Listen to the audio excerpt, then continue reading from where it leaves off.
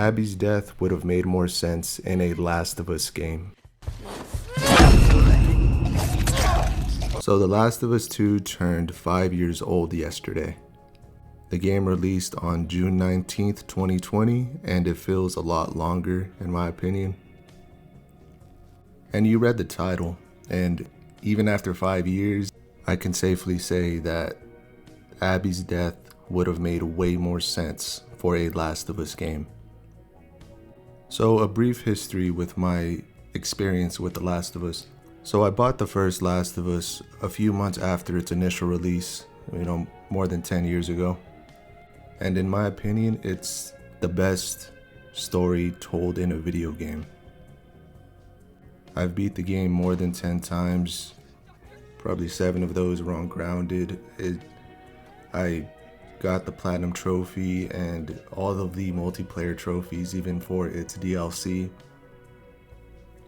So this game has a special place in my heart. So there's going to be a difference between my experience and a viewer and a new player's experience who are just getting into the series now because they did not have to wait an X amount of years and witness the leaks like I did. So a year ago, I made a post on the Last of Us 2 subreddit and it got over 200 upvotes and 91 comments. I'll link it in the description so you guys can see the discourse, but I'm going to read it and add my 2 cents in. So here goes. It was for nothing. Here's why. It would have made way more sense if Abby was killed. This is coming from someone who doesn't have a major problem with Abby. Abby's death would have been way more effective and sensible in a Last of Us game. Now, the first game's ending is perfect. I can't think of anything that comes close.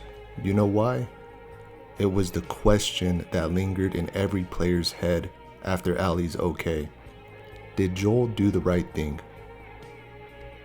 Obviously, after some staggering thought, he did. But that question was in every player's head.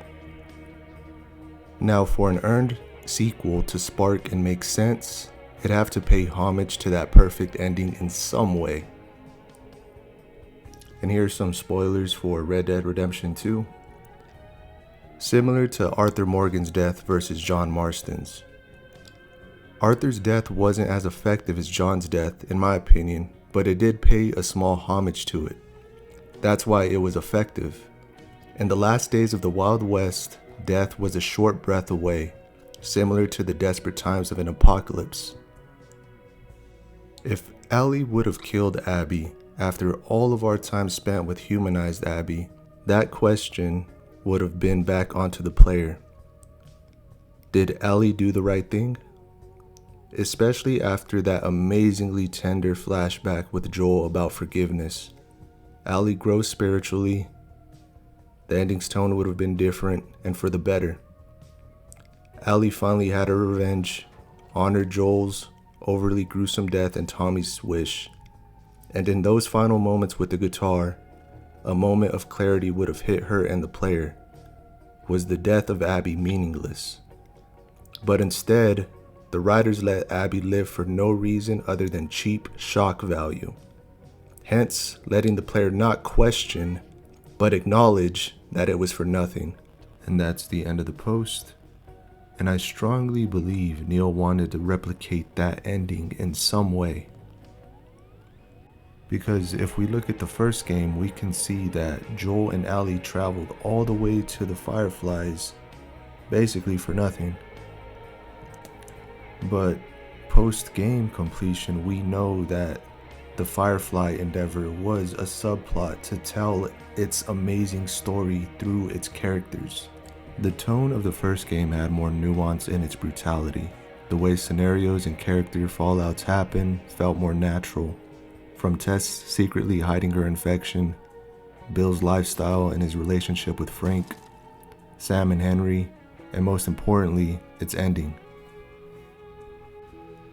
To sum up the vast difference between the two games, the first game was a perfect story told through its well-written characters. The second game was using its characters to tell its message. I'll put a link to my post in the description. Believe it or not, there is some actual thoughtful discourse. But yeah, I appreciate you watching. I am a small content creator, so any help in the algorithm goes a very long way, and I'll catch you on the next one.